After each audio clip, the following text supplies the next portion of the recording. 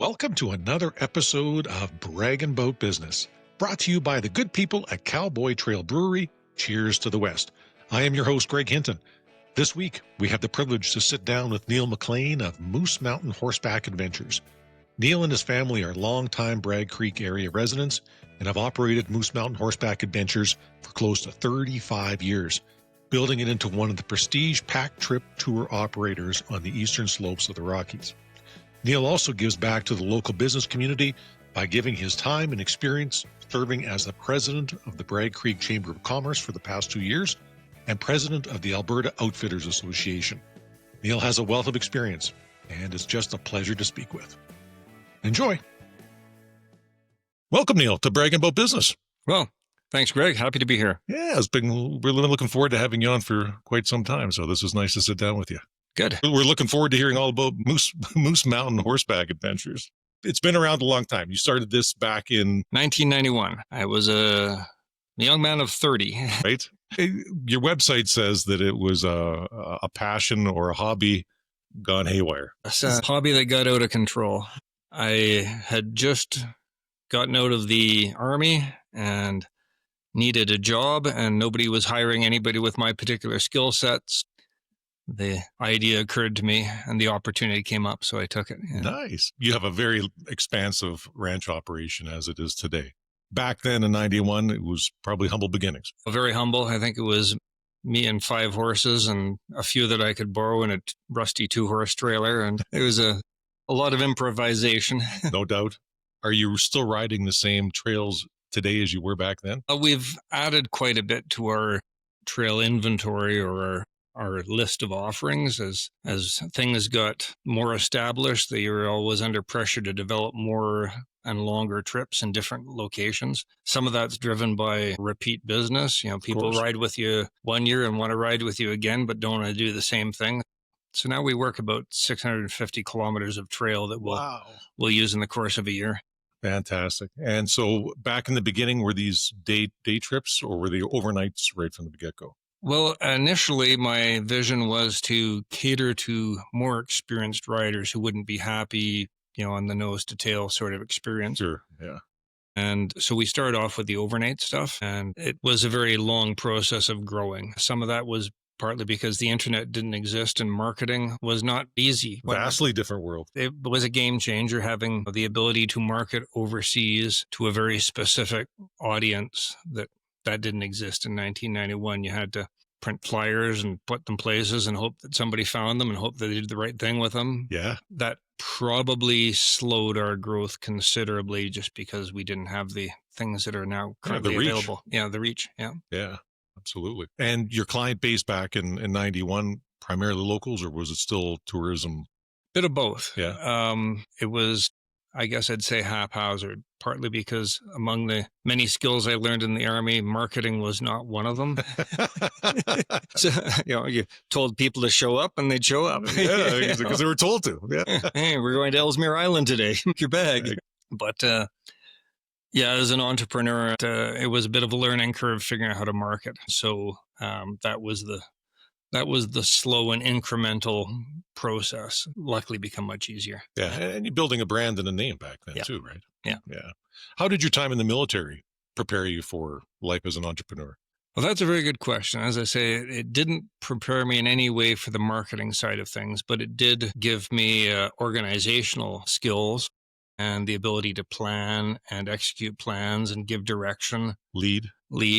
And maybe that quality of leading by example, that you don't ask people to do things you would do yourself. So you have a competence and then you get other people to do the same things and fill in the gaps and hire people where to do the stuff you're not particularly good at. So delegation, I think I'm pretty good at as well, where I'm reasonably comfortable with giving people a job and then letting them figure out their way to do it. So it's been good from a staffing point of view. We had some excellent staff over the year who maybe were given a bit of rein to figure things out themselves. Sure. And sometimes they disappoint, but every now and again they come up with a brilliant solution you wouldn't have imagined yourselves. So I think the Army experience probably also helped in terms of in 2 ways. One, just tenacity not letting the odd adverse outcome defeat you. Yeah. Give you a little grit. Yeah. Stick-to-itiveness. Yeah. And the other thing is that I stayed on in the reserves after I go to the regular Army, which gave me another stream of cash flow when things were tight or bad in the entrepreneurial side. Well, I'd dedicate more time to my reserve career, and they were always sort of happy to hire me for one thing or the other, and it kept the lights on, and when perhaps the business wasn't paying contingency for it. plans. Yeah, exactly. You need that as an entrepreneur. I think so. Yeah. So it doesn't sound like you're a micromanager at all. No, that's not my nature. And you really can't be when you're out in the woods and you're trying to trust people. You got to trust people because they're off doing, guiding their trip for 3 days without contact, or maybe, sending a sat phone message, but nothing that really enables you to, if there's a serious problem, you can do something about it. But generally speaking, you just got to let them sort it out, but train them as well so that they can come up with solutions that you would approve of.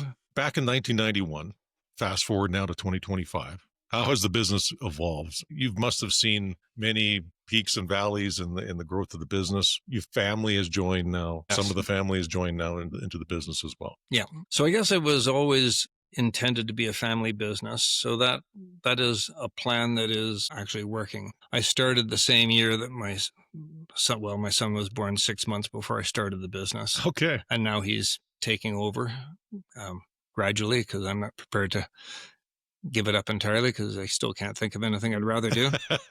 Hard to believe. Hard to see why not. Beautiful countryside all day long. Yeah.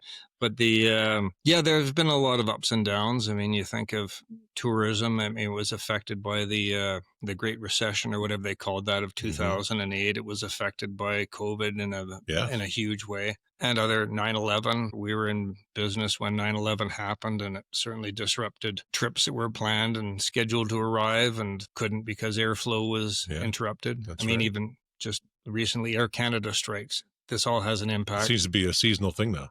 Yeah. The forest fires, you name it. There's always some challenge to overcome. Your son came into the business at what point? Well, he's been working now full-time for, I think, 7 years. Okay. Yeah. 7 or 8 years. So 2017, 2018, somewhere in there. Oh, the years all kind of blur together. It's just like, people ask me how old this horse is, and I'll say, oh, he's 15, and then you realize, no, he's actually 23 now. Just exactly. So Moose Mountain Horseback Adventures, they offer a little bit different than what some people may think as far as tours go. Your main business is the longer overnight pack trips, correct? Right. That is really where our focus lies, and probably accounts for about half the revenue, which you wouldn't think that the shorter rides make up so much as half the revenue, but then they take place over 12 months of the year. Like, we're open year round, whereas the pack trips, the long stuff, is really between the end of May and the early October. So it's much more concentrated. Yeah. You've got the 7 and 10 day pack trips, and you've got even some little shorter ones, correct? Yes, correct. We introduced a shorter program we called a teaser tour about 5 years ago, because we found people were signing on for the longer trips without really having the appropriate skill level and endurance level. Mm-hmm. And we figured we better offer something to cater to them that doesn't lead them to overcommit. Right. There's days are shorter. It's not so long. But we didn't want to alter the long stuff, the signature product, because there's a client base that is looking to be challenged and actually comes with a good skill set. They own a horse somewhere else in the world, and they want to ride in the Rockies, and they want to see lots of terrain. Right. Yeah. Well, the pictures you have online are just gorgeous. I mean, yeah, it's pretty special country we have here in Alberta. Yeah, right out our back door. Yeah. No, it's fantastic. So it's nice that you cater then to all experience levels, really. We try to. Again, when I started the business, maybe I was a little bit arrogant about it and wanted only to deal with better riders. Come around to sort of realizing that, well, everybody who's currently a better rider was once a beginner. That's true. And there's a certain number of people who will be brought in to share the passion we have after their first ride, and then they decide this is something I want to pursue, and it's really nice to see that development. That is. And you'll help people get to that early beginner level. Correct. You've got some educational courses. We do have some educational programs, and happy to sort of walk people through the process. In fact, there's probably a problem, I would say, maybe in Alberta, because maybe it's worldwide, but a lot of people sort of jump in with both feet before they're really ready. And horse ownership is not to be taken lightly. No, it is not. Yeah, it's good if people can go into it with their eyes wide open, and then that's better for the horses. It's better for them. Yeah. And so we like to sort of be able to walk people through that process before they bite off more than they can chew. Yeah. There's a word that you use in your promotional materials called horsemanship. Yes. So define what that is exactly. So, riding is one thing. You can have lots of skills once you're on the back of a horse, but not know the first thing about actually caring for the animal and what their needs are and how to meet them, how to do it all safely. Right. So horsemanship covers the whole spectrum from the point of view of, horse ownership, horse health, feeding, grooming, picking their feet, fitting a saddle correctly, more than just once you're on their back. Just hopping on. Yeah. Yeah. That's right. Yeah. No, so for somebody that would be taking a tour, maybe an overnight tour, how do you kind of warm them up to be ready for that? So the people that take our pack trips, we expect them to be able to groom and saddle their own horse. Okay. And that's a bit of a different thing from most outfitters, where the guests basically put their bum in the saddle and then you move on, but they don't have much interaction with the horse up until then. Whereas we want our guests to actually feel a sense of responsibility and ownership. Exactly, and care for the animal. So we don't have such a hard divide between staff and guests. We're like a group of adventurers moving through the mountains together, and we all kind of look out for each other. So we will teach them how we do things, and that's not to say that what they have as an established habit is wrong. It's just that what we're doing fits with these horses and how they've been trained and the environment we're working in. But most of the people who sign on for the longer pack trips don't come as an absolute beginner. And if they did, then they should be on the teaser tour rather than the longer ones. And what's nice about the way we do things, or why we do it, is a lot of people who own horses or like being around horses actually enjoy that time interacting with the animal. Yeah, it's part of the experience. Exactly. And it's something they value, is the time spent brushing and feeling that they're caring for the animal rather than just being a machine you get on and get off. So we want to encourage that relationship. Yeah. And it's much more fun. I'd say for the first 2 days, it's probably more work for us than doing it all ourselves, because you're demonstrating, you're helping, you're correcting. Checking the work. Yeah, exactly. But after a couple of days, it becomes a lot easier. And so by the end of an 8-day trip or whatever, then, they're doing everything that might saddle my horse while I'm still putting away the breakfast, sort of thing. And that's nice. Yeah. And you have faith that they've done it correctly too. So. Absolutely. Yeah. So it's nice that way. That's good. So walk us through what it would look like. You've already, you've got up to your first night on horseback. You slept at the tents. You get up the next day. What's that day look like for one of your guests? So there are some days when we're moving camp, in which case we wind up, packing up all the camping gear, taking the tents down and then loading it on pack horses to move on to the next camp. And that we like to be on the trail between 9:30 and 10, partly because of the distance between the camps. So they get to sleep in. Well, on the trail, that means they're probably up at 7. Yeah. and we were up feeding the horses at 6 or 6:30. But and then there are other days when we're stationary in that camp and we're going out for a day ride. And those are the days people can sleep in, because you might be on the trail by 9:30 or 10, but you didn't have to pack up anything. So it's a case of they crawl out of bed, they come have a cup of coffee, eat some breakfast, and then go get their horse ready. And that doesn't take nearly as long as breaking camp and packing horses. Yeah. And then you ride all day and you come back? Yeah. So I guess our days last anywhere between, like a short day would be maybe 4.5 hours. And that's total running time from the time you first left camp to the time you're back. That would be a very short day. We'll stop every hour or so for a 10-minute break, quite often a scenic place where people can take pictures and do a body break. Not hard to find? No. Have a break for lunch. The longer days are more like 8 hours between start to finish. And then once you get to camp, aside from unsaddling the horse and brushing it and making sure that there's no new injuries, that takes another half hour. And then they're on their own for a few hours, typically before supper time, where they can go down to the river and have a splash or just lay in the sun, whatever people feel like doing. Oh, my God. That sounds great. There's activity, but there's also rest time in there. But it's not just like lying on the beach.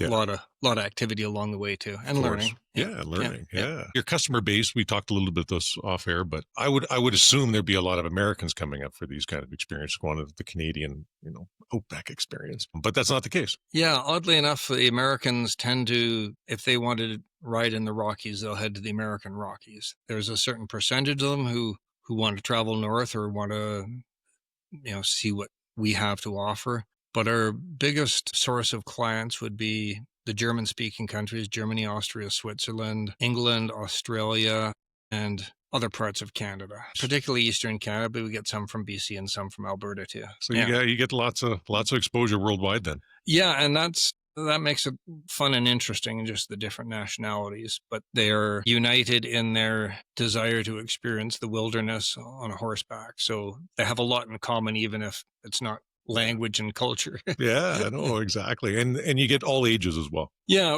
the youngest we'll take is 8. On the pack trips, we get very few youth. Yeah, they'd really have to be into it.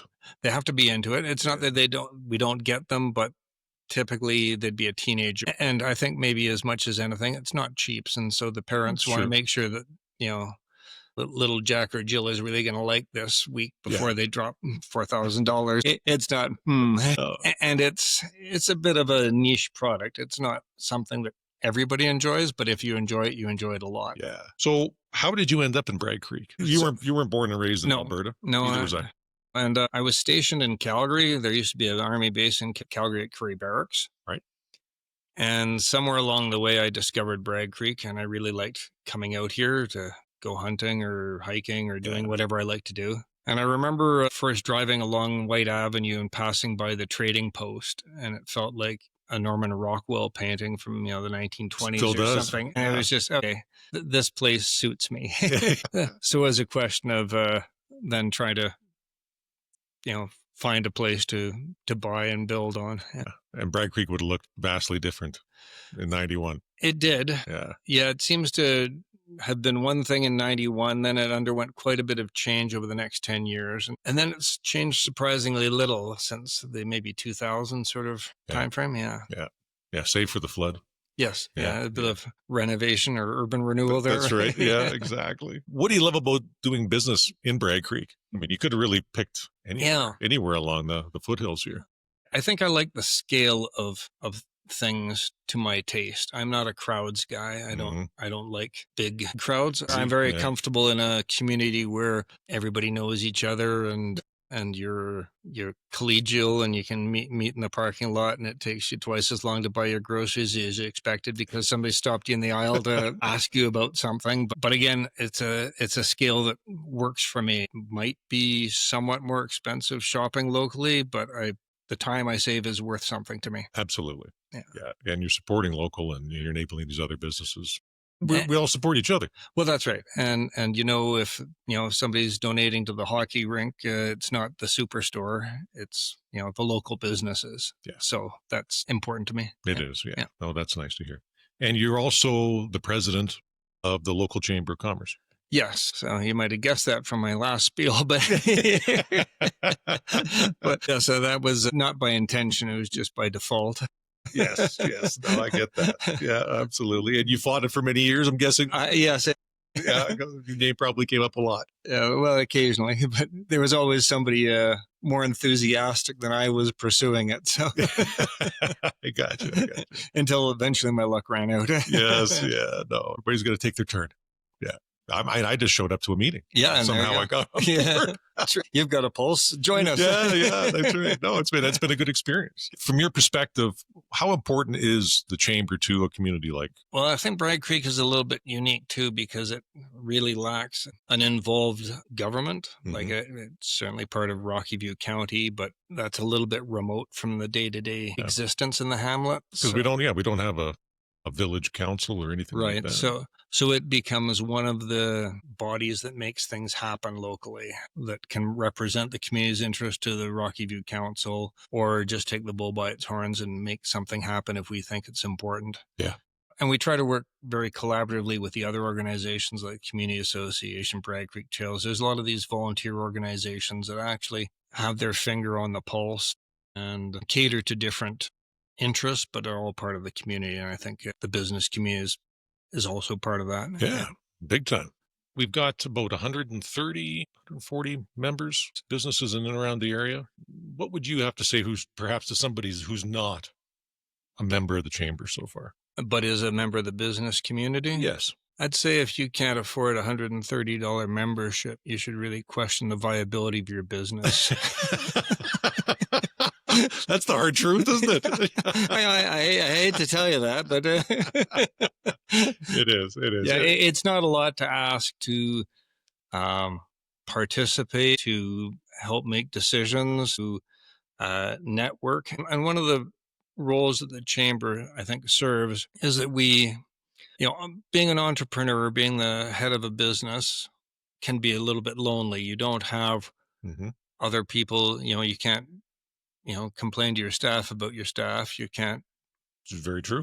Or you're not going to complain to them about it being a bad month and your GST is more that you expected to have to pay. Whereas you can do that with fellow business people and they will understand and there's no recrimination. So as a sort of a pure support network, I think it's an important thing to do. And people often make business contacts with it. You need a plumber. Well, okay. Well, you happen to be having a glass of wine and talking with a plumber. Okay. Now you've got a solution rather than scratching your head and saying, what do I do about this? And everybody's supportive. Everybody wants to see each other's businesses succeed. Right. And so, hey, having that camaraderie is a big... I think that's probably one of the better functions that the chamber provides is that network for people to learn and share information and just socialize. Yeah. Third Wednesday every month. Yes. Yeah. 7 p.m. Be there, be square. That's right. $130 a month or a year. So $130 a year. If you think of that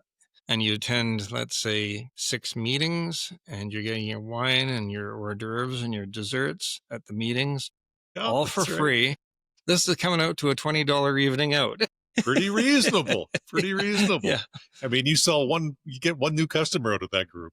It's paid for itself. To me, it's a no-brainer, but no, it is. It's a good thing to be. Plus, all the benefits that come along with being right, like group insurance. Yes, you have all those different avenues as well. So, yeah, if you're not a member yet, please join us. Yes, join us on third Wednesdays every month. If you had to give somebody a piece of advice if they're going to start a business in Bragg Creek, aside from what we've already talked about, you had some good points. What would you tell them? Patience is a virtue, and staffing will potentially be a problem. So these are, my experience has been certainly in recent years. It took a while to get started, but our customers coming, having customers is not a problem. We turn a lot of business away because we have a finite scale on which we're operating, and that's okay too. But staffing, that can be a problem, and some of those other issues, you're going to be seasonal. So make sure you make hay while the sun shines because January is long and cold and you have to figure out how to deal with it. Also try to be regular with your hours. And that's sometimes a frustration is you have entrepreneurs who are trying to juggle many different things and then their business isn't open. And that may be the day that somebody dropped by hoping to patronize you and would have been a good customer. But again, it's like I was saying earlier about people take a while to change their habits. And it doesn't take much to throw cold water on a habit. They knock on the door and you're not open. You create uncertainty. They may not stop again. Yeah. That was your opportunity to impress and it was left there. And I know it's very frustrating during those startup years of sitting there where nothing's happening. Yes. But give it time. Give it time. Yeah. No, that's good advice for sure. All right. I got some personal questions for you now. Sure. All right. First question is, do you believe in Bigfoot? I've worked a lot with the First Nations. Okay. All right. And the best idea that I had was from one fellow who thought that Sasquatch is a forest spirit. So not a flesh and blood animal, but an apparition or a spirit. Real nonetheless. Sure. But you're not going to get a DNA sample off of them. Right. And I kind of like that idea. That is nice. I like that. That's a great answer. I've asked this question a lot. That's one of the best answers I've received so far. That's good. What's your favorite business in Bragg Creek? I know you got to be impartial. You're the president of the local chamber. Well, and I did give a bit of thought to that because I have to be impartial. That's right. You're Switzerland. But I would say it was the trading post.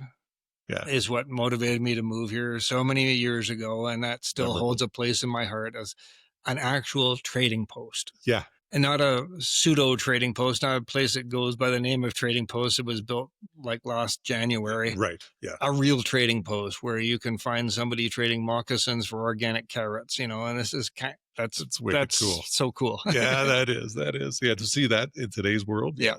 That's a rarity for sure. What did you want to be when you grew up? I wanted to be a pirate, an Indian chief, or an explorer. And I timed out on one of those and was the wrong ethnicity for another, but you kind of stuck with explorer. There you go. And you're living the dream. I am living the dream. Yeah. You're living the dream. Absolutely. What did your parents want you to be? A civil servant. Is that right? Well, you were there for a little while. One of those steady jobs that provides you with a pension after 35 loyal years or whatever. Yeah. That's right. How long were you in the military? I was in the regular army for 13 years and then stayed on with the reserves for another 25. Yeah. Wow. Okay. Yeah. So good long career. Yeah. Yeah, for sure. What was your first job? Army. Yeah. I joined at 17. Yeah. Oh, wow. Look at that. Yeah. Good. And what facet did you serve? I was in the PPCLI, so one of the infantry regiments that was here based in Western Canada. That was one of the attractions. Actually, at that time, the Patricias had all the cool postings, Victoria, Calgary, and Germany. And so I got lucky and did my entire career actually was based out of Alberta. It was either Calgary or Wainwright and back and forth between the two. And then, of course, you go to other places and see other things, which is good too. Yeah. Oh, what an experience. And it is a beautiful country we live in. I mean, as much as this is my favorite, there's a lot of pretty places too that I really like. So yeah. No, absolutely there is. What was your favorite job? Aside from the one I'm doing right now? It could be this one. Yeah, it's the one I created. That's excellent. Yeah, and you've been doing it for a long time. Yeah, and I've managed to pawn off all the aspects of it I don't like answering the telephone and replying to emails. I've hired people to do all that, and now I just cherry pick the good stuff. Oh, that's fantastic. What was your worst job? Well, I've really had a very limited employment history, and just about every job I can think of, I enjoyed in some weird way. Even I think any of the jobs that I enjoyed the least and did the worst at were any sort of administrative office routine type of thing. It just being trapped behind a desk inside four walls. It doesn't seem like you. No, it wasn't. And eventually the paper would accumulate and somebody would find a better somebody who's more efficient. Yeah, somebody who could actually do that job well, and they'd say, "Hey, Neil, why don't you go teach winter warfare or something?" Okay, play me, coach. I'm hot. Yeah, that's awesome. What was your favorite subject in school? Geography. All right. Followed in close second by history. I liked them both. Yeah. And where you could combine it, I was even better. Yeah, no doubt. Yeah. Excellent. Well, thanks very much, Neil. Okay, well, it's a pleasure. Yeah. Moose Mountain Horseback Adventures. All the best for the rest of the season and on into the next generation. Yeah, exactly. Yeah, right. It's always good to plan for next generation. Well, thanks very much, Neil. Thanks, Greg. Thank you, Neil, and all the best to you and the staff at Moose Mountain Horseback Adventures for the rest of the year. Check out their website at packtrips.ca to see all the tours, courses, and offerings they provide, along with some spectacular images of the kind of scenery you can expect on one of Moose Mountain Horseback Adventure tours. Next week, we are heading into the shop, the welding shop, that is, to sit down with Aaron Archer of Archer Custom Welding. Don't miss that episode, as Aaron is a super interesting man with a very unique story. Have a great week.